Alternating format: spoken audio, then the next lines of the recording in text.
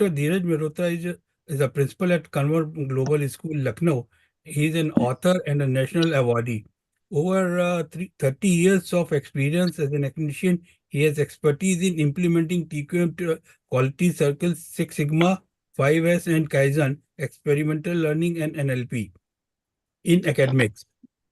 As a National Teacher Awardee in 2005, honored by the President of India, he has published over 100 books, uh, including a computer science series for class 1st to 12th for the CBSE and CI SCE curriculum. He has trained over 8,000 teachers globally on classroom management, NLP, quality management, and Six Sigma in academics. He has been recently recognized by the Limca Book of Record and India Book of Records for developing maximum number of educational applications for the Google Play Store in India. He is a premium admin instructor and over 200 courses with an enrollment of over 4 lakh covering 180 countries. He is also a TEDx speaker and a CBSE master trainer representing the Center of Excellence CBSE for varied teachers training programs pan India. Dr. Malhotra uh, had taken earlier two number of excellent webinars. He is teaching skills and explaining the topics is very interesting and informative. Today we are going to have his next webinar on digital minimalization. Uh, hello, Yeah, hello. yeah. My screen is okay on digital minimalization. So now over to Dr. Dheeraj Mehrotra. Right. Thank you very much, sir. It's a great pleasure for me. Good evening, each one of you. And the topic today, which I'm going to discuss, talks about our very, very essence of cyber citizenship. And that's what we call it, about how and how much should we be working on computers. As a matter of fact, like, we are dependent on this particular digital tabloid, or we call it a digital competency of ours, but how much and how limited should be the assignment of our digital dependency is what digital minimalism is all about. Well, friends, I'm thankful to Lucknow Management Association for once again giving me this opportunity to reflect on my ideas and on this particular topic, which is a priority to our lives at our workplaces and our day-to-day activities. Well, friends, when I discuss this particular topic, I mechanize this concept of the dependence on technology, whether we are working at our workplace or we are ordering food over phone, or we are trying to browse some information of an ailment which I might be having, or particularly sending messages around as a part of greeting. So this all happens with preface. And if I'm able to be given that authority to concern, our dependency has grown up over years and years, and it's in fact growing every moment that the phone happens to be our sixth finger in our hands. And that's very, very, if I can use the word, idiotic, to the perfection that it's like a commodity which handles our hand with care, rather than we take it, the responsibility of our digital dependency.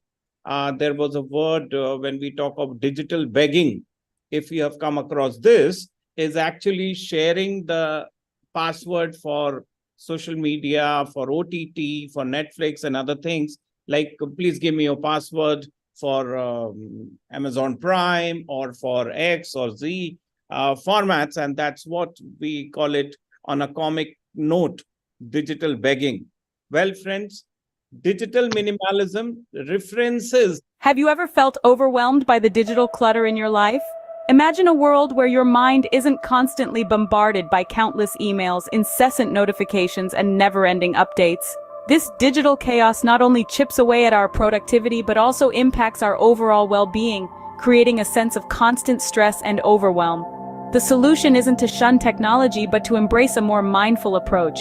And that's where digital minimalism comes to the rescue.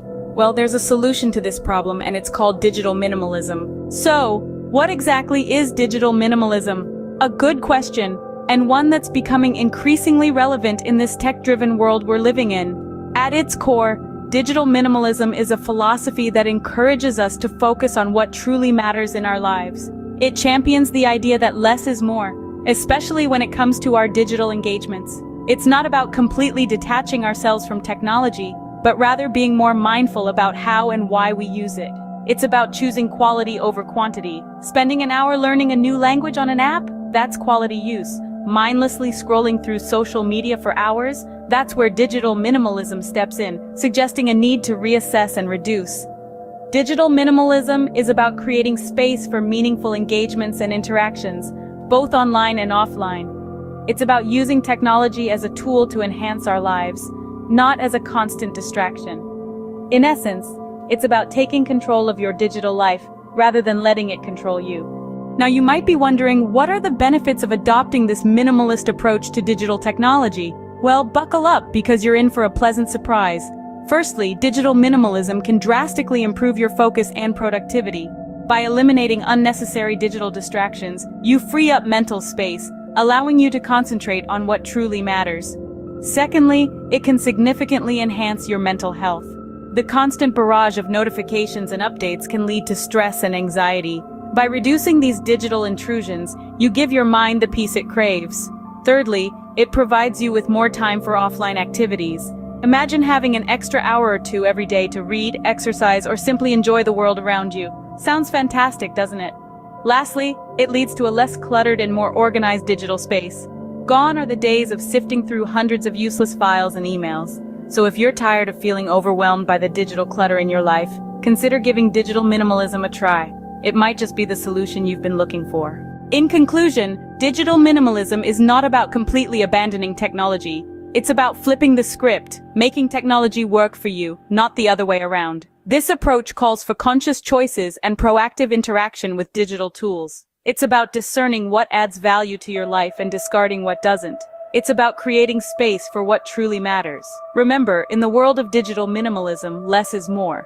And sometimes a little less digital clutter can lead to a lot more peace of mind.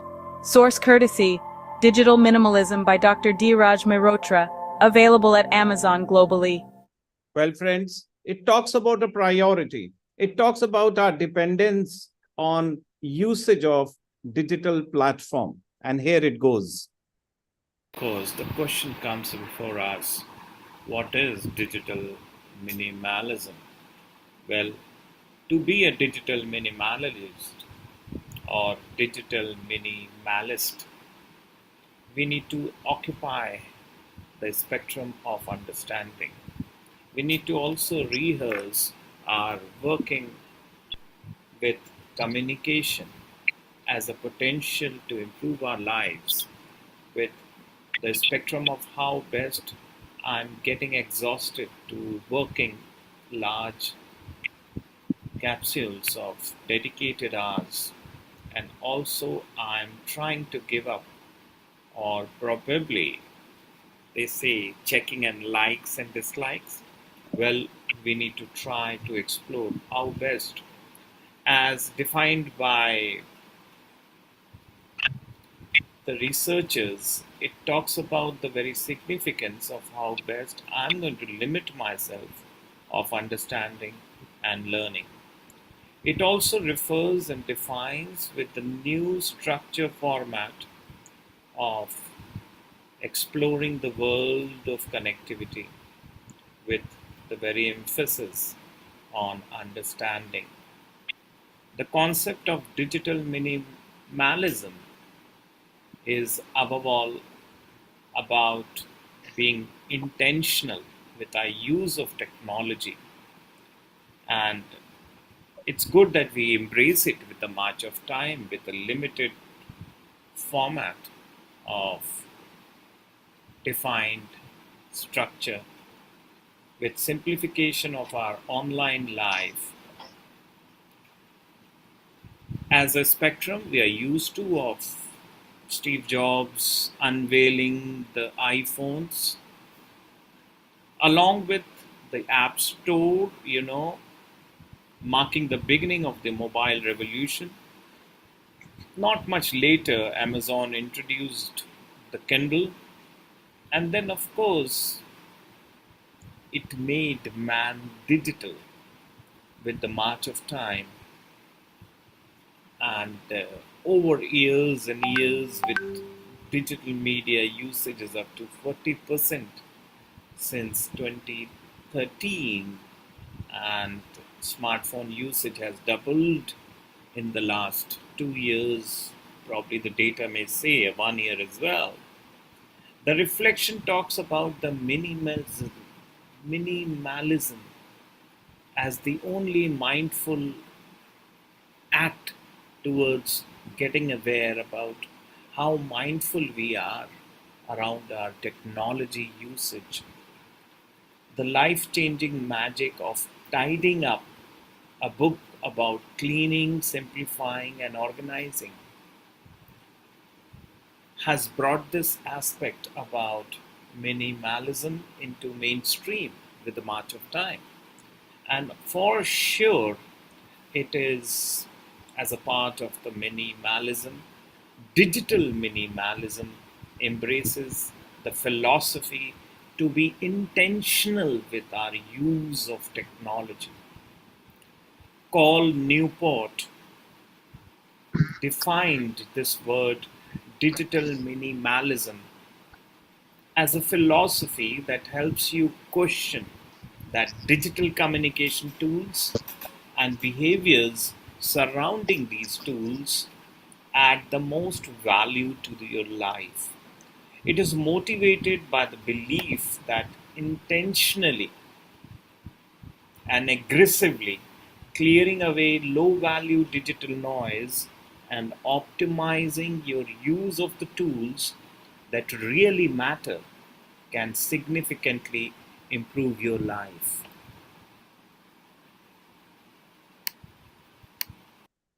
Well, friends, understanding through this video, it talks about what actually it defines and what excites us in particular about the usage. Here it comes. Because look, we live in a digital world. I think that's old news at this point. And I personally see digital spaces as an extension to our physical ones. We spend, what, half of our time online, on our computers, on our phones? Just like minimalism in real life, if you will, I find that removing the distractions and streamlining processes, you can get so much more done. You can be so much more focused. So today I'm starting a new series precisely on this topic. It's really simple. I'm going to walk you through my system I've got here, starting with your email.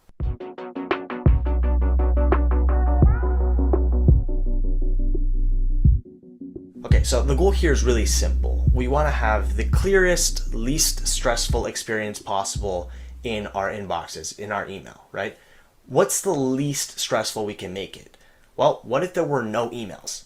Which I know sounds crazy, but bear with me. All right, welcome to my inbox. As you can see here, there is no new emails. This is a concept known as Inbox Zero. It's a concept that was developed by a guy named Merlin Mann. And I want to break down how I'm able to do this into two parts. The first is the system that I use, and the second is the tools that help me to be able to do this. So let's take a look, first of all, at the sidebar. As you can see, there aren't a lot of logos here, a lot of icons here.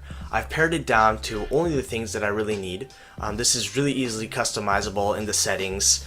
Google lets you configure things how you like. So as you can see, I have my inbox, I have starred, which I'm going to explain in a little bit, sent, drafts, and then my folders, okay? I've boringly named it folders. You can call this whatever you want.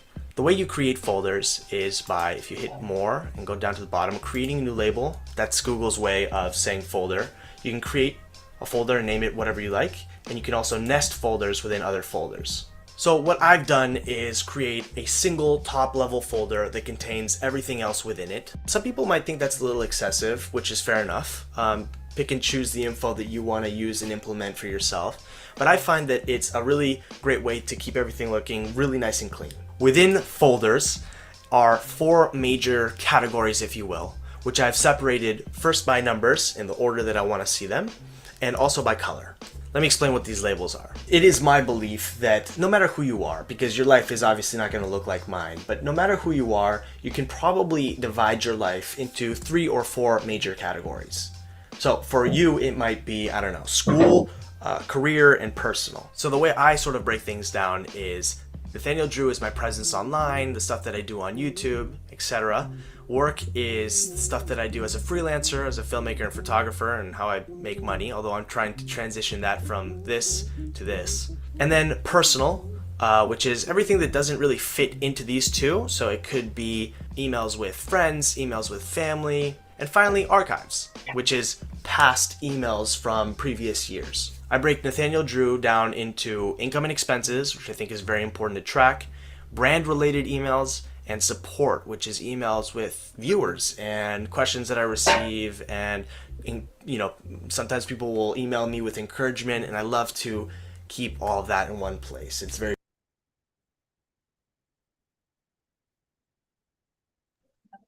Okay, so this is the idea which we reflect on, this identity. And here comes about why being a digital minimalist. Well, the question lies as an add-on. Why the fuss? Why out of the blue we are talking about being digital minimalist or minimalist? Well, it talks about the scenario, it talks about our connect with the scenario, and it also talks about choosing a focused life in a noisy world with reflection on how best I'm going to be specific in my usage, for it deviates, it also explores and becomes the dynamic distractor to our work analysis. Well, as per the productivity by Nick Wignall in Guides, Nick Wignall writes about in one of his blogs with a version of minimalism called digital minimalism is rising to prominence as our lives become increasingly tech-centric. He further comments that personal technology like smartphones and tablets are enabling us to spend more and more time online. And as we do so, many of us are starting to feel uneasy about this persistent digital creep, that steady march of gadgets and tech into every aspect of our lives. With the march of time, this defines in general about the minimalism which is a requisite now. Hence, it is high time for all of us to explore this context. Well, Josh Milburn and Ryan Nicodemus, two bloggers, are largely credited with kickstarting the current minimalist movement, define it as a lifestyle that helps people question what things add value to their lives. By clearing the clutter from life's path, we can all make room for the most important aspects of life, that is, the health, relationships, passion, growth, and contribution. That's what is suggested. Well, digital minimalism is more like a specific application of the general minimalist philosophy to the role of technology in our lives, as what Cal Newport rightly defines as a philosophy that helps you question what digital communication tool adds to the most value to your life. Well, it talks about making stuff not feeling better. Yes. It talks about, again, a comment by Call Newport. Humans deep down are craftsmen. We all have a desire on some level to create and produce. From programming to poetry, we all have something to offer and give to the world, something to build. Let's make that the primary goal for our technology. Well, it is actually a situation which is leaving all of us not that independent. We are dependent on the power of technology today. We just can't think of leaving our phones in the car, even if we get down for a minute or a couple of minutes for some, even, going to the loo, we just need this stupid toy in our hand to get to know what's the update. Going for lunch without the phone, oh my god. Setting aside, going for a walk, what not? Well, can't we skip that for a while in order to be cool at heart, in order to be perfect, in order to be connected with the real world? My goodness. I recall one of the videos on the YouTube. The guy talked about, I have 4,998 friends on the Facebook. Not real. I go in the cloud to shake hand with them, hi, hello, bye, but when I need them, I hardly have any. So that is what is the real sense we are missing out with the march of time. Of course, I say you connect, you use the tool to get the connect, to get the job done, but only for the job to be done. Acting and trying to cover up the decluttering of the digital shit, I should be saying, otherwise, is a requirement. Obviously, people did not have the clue till even I heard about this word, my goodness. Well, it has been defined here and probably will make you people think about it. Oh, by the time the Facebook arrived, I've been dedicated on that idiot screen of mine before myself for hours and hours and hours, scrolling up and down, exploring my digital body language, going dumb. And that's the literacy we derive with the minimalist approach, which is being used by thousands and thousands of people around as an interesting, amazing reality. And I guess that the digital minimalism culture is so necessary to the new generation to imbibe, to incorporate, and encapsulate, to have solace and comfort.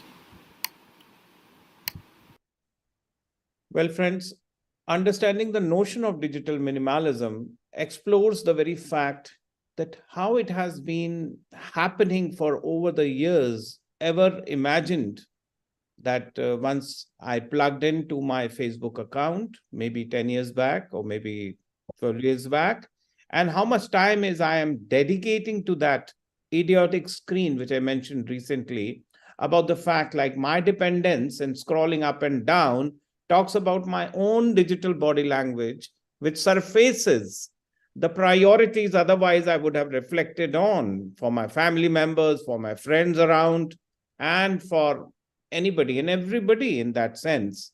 But here comes the priority about tips to digital minimalism, how to get it to the best of in practice. Friends, here comes the priority. Here comes the definition, the requirement, the desire, the scope of how to simplify our lives online.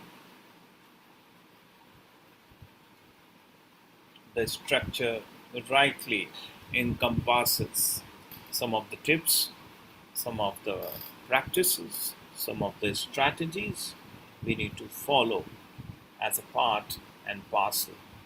Well, the reflection talks about that how we respond and reflect on our digital online, and also as per the online reputation management ORM, how I'm reflecting my identity. Well, if I'm going to be intentional with the usage of my technology, well, it is intentional, right? Intentional with the suggestion that yes, I'm into it, I have to do it. In any case, I have to do it. But if I am not supposed to do it, why I'm there before the computer? What I'm doing it otherwise, We are sacrificing health, we are sacrificing going for a walk, we are sacrificing quality time with the family. We are even trying to, adjust, try to clean up the desktop, remove all the files and the programs from your desktop. Use Spotlight to open them instead. Now, this is one of the attributes I believe in my MacBook Air.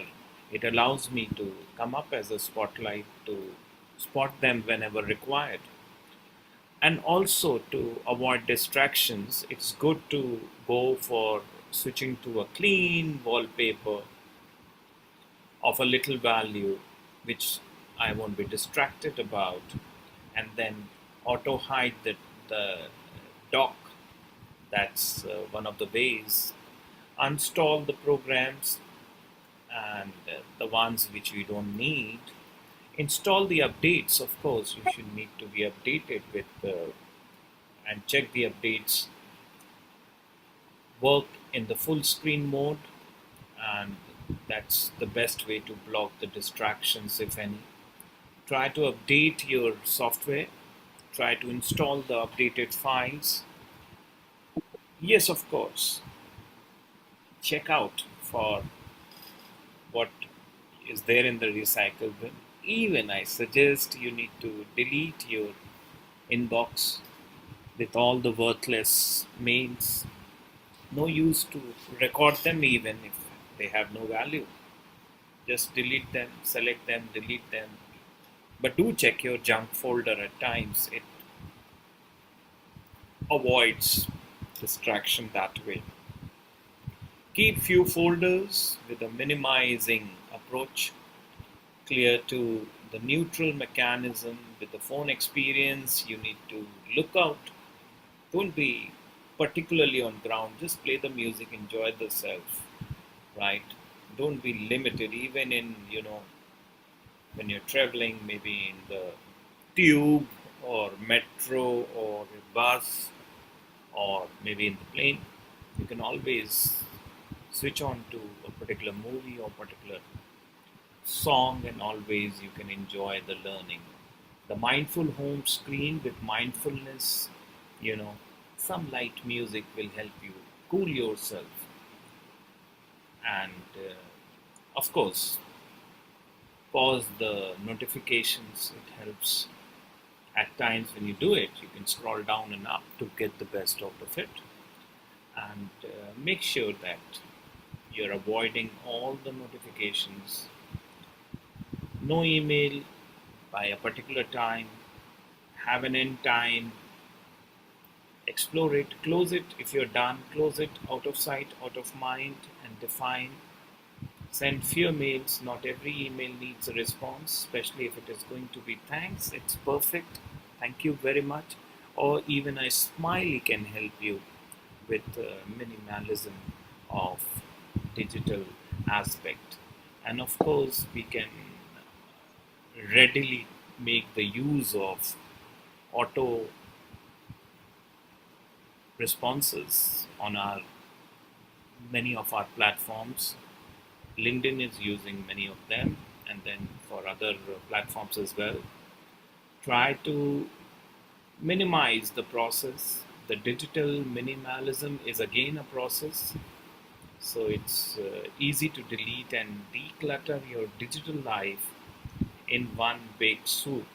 And probably we can start off by understanding our own productive mechanism, learning, and at the same time, the reflection has to be identified of how best I'm going to root myself to the very digital minimalism. Well, becoming a digital minimalist isn't about throwing out your iPhone or particularly substituting your laptop for a wad of pen or paper, or particularly just avoiding the digital platforms.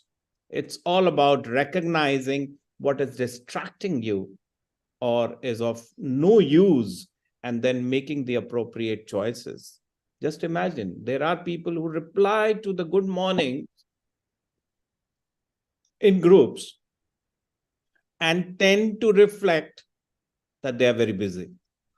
Ideally, we need to understand about what and why of digital minimalism in aspect to reality. And here it comes to discuss. Have you ever considered how digital clutter affects your productivity? Digital clutter refers to the overwhelming amount of digital information we encounter daily. It's the barrage of emails, notifications, and unread articles that can leave us feeling stressed and overwhelmed. Studies have shown that this excess of information can significantly hinder our productivity. In fact, it can lead to increased stress levels and decreased efficiency. So could the solution to this problem be found in the philosophy of digital minimalism? Consider the case of Sarah, a busy professional who decided to try digital minimalism. Sarah was once overwhelmed by digital clutter. Her devices were filled with unused apps, her inbox was overflowing with unread emails, and her schedule was packed with virtual meetings. She was constantly multitasking, but felt she was accomplishing less. Then Sarah discovered digital minimalism.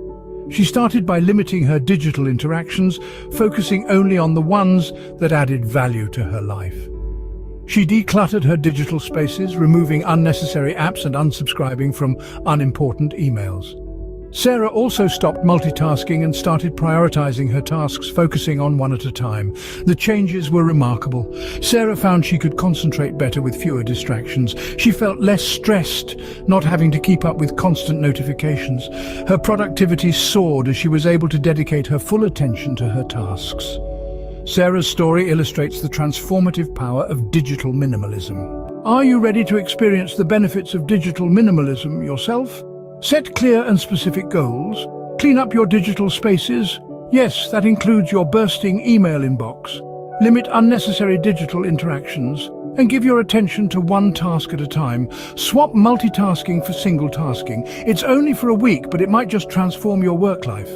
After a week, observe the changes. You might be surprised by how much more productive you can be with less digital clutter. Source: Digital Minimalism by Dr. Dheeraj Mehrotra. Well, friends, now we talk about benefits. Well, as we have been discussing this as an array, the reduced overwhelm, of course, by decluttering, you just saw in the video, the digital spaces, we, the individuals, experience reduced cognitive overload and overwhelm. Of course, there is an enhanced productivity that focuses on essential digital tools, and minimizing distractions leads to increased productivity and efficiency. Improved well-being, of course, mindful technology use and the prioritization of real-world experience contributes to improved mental and emotional well-being. For example, meeting a friend in physical is much, much, much better than meeting online. And of course, meaningful connections get through by curating online connections and engaging intentionally. Digital minimalism fosters more meaningful and authentic relationships. Well, friends, there is an increased presence, of course, being mindful of technology, uses of it.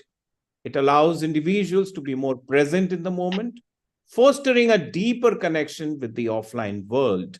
And that pertains to the very aspect of how best I'm going to define that narration. I'm going to reflect on that identity. And that's what we aim for. And that's what I would like to share today's session, incorporating. And I'm over to questions, if any. Thank you.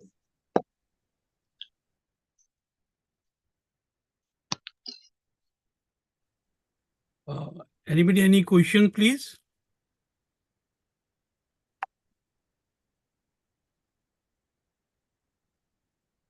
If you have any question, you can ask or you can write it in the chat box.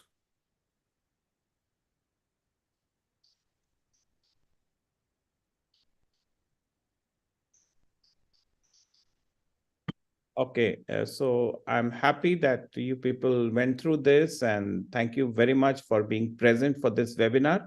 I reflect on the identity of practicing this in real life. Just think next time you are online or next time you're browsing the pages of a website, just think of this term digital minimalism. Thank you. On behalf of LMA, I would like to thank Dr. Dheeraj Malhotra for this excellent topic. In fact, this is the requirement of a day. That when the technology has arisen, we were very happy that we got one more slave. But now we are realizing that we had become the slave instead of the Very true. technology. Very Now true. it's a high time that we should take all this action to come out of this slavery and again try to make the technology as our slave. And these things we will practice now. It will become very handy when the new technology, that is AI ML, will come. Very So good. we have to prepare ourselves to face that slavery which is coming toward us in a very big way, and small steps which Dr. Dheeraj Malhotra has suggested, if we will start taking today, that will help us in a long way to fight the slavery which is going to be caused by the AI. Thank Thank you. you, Dr. Dheeraj Malhotra, for such a Thank you. insight and the excellent explanation of the topic. And these things are very well explained. And I hope all have become very benefited out of this. And once Thank you. again, from on behalf of LMA, I would like to thank Dr. Dheeraj Malhotra for this excellent webinar. Thank you, doctor. Thank you, sir. One thing, sir, I would like to say those who have joined today. So, as you know, ki Lucknow Management always has organized nearly 5 online sessions on featuring various subjects with Dr. Dheeraj Malhotra. And in that, Dr. Dheeraj Malhotra is sharing his expertise and knowledge. So, regarding this, I'll just inform you that on coming this 3rd of February, there is one another online webinar that is on online reputation management. So I hope you will, those who have joined today on the same day, we also see them, and we look forward for your active participation on for the 3rd of February also. Okay. So thank you so much, sir. And I definitely, will you be on ORM, you definitely get some insightful expertise and knowledge from Dr. Dheeraj Malhotra, where you can know insight, understanding of ORM, discrepancies in interstices, and harnessing the power of ORM for fostering business growth and success. So, I think this is very wonderful, and I'll with the same participation on the same day. We also look forward on 3rd of February also. Thank you so much.